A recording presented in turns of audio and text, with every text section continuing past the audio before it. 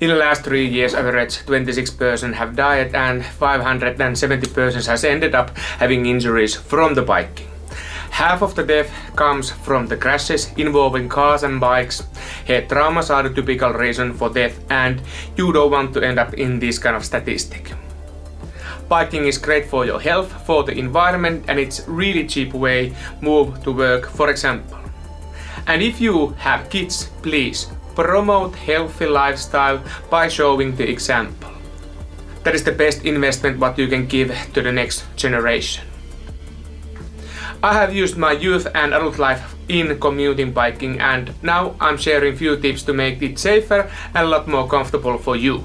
And here we go. First, let's start with the shoes. You want to have surfaces what grips well to the ice and snow. These are my winter shoes and they have this Michelin grip at the bottom of the shoe. It's really good and it won't get slippery in a longer biking or walking sessions. How about spikes in the wheels? Of course, you want to have them on your bike.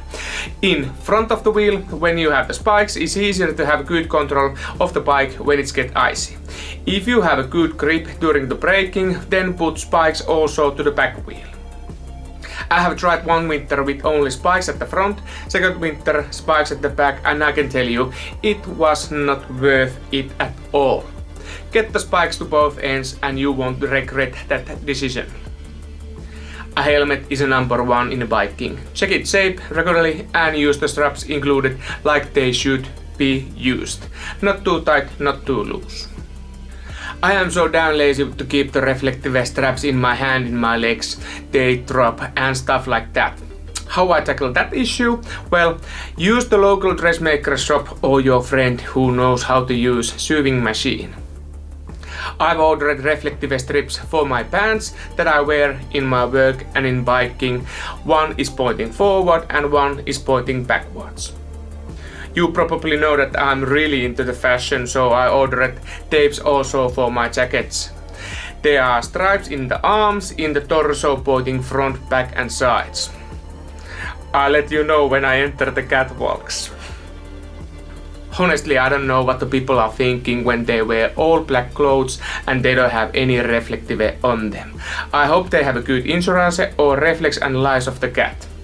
You always end up in the second place if the car hits you. In intersections, persons with the bike end up quite easily behind the A-block of the car, so prefer to slow down enough for the pace and be sure that the driver can see you well enough.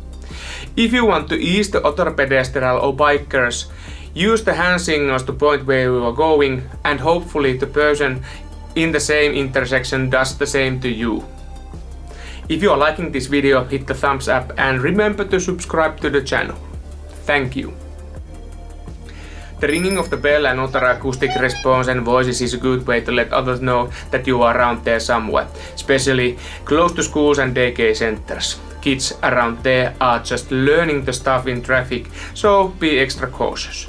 And as an adult, show the good example at these places too. Good lights pointing forward and backwards are always good idea, but don't please go for the crazy amount of the luxes. And especially don't put the flashy option on, it's terrible for the other people. Hit your best tip for winter biking down below, and here is the next recommended video. See you in there.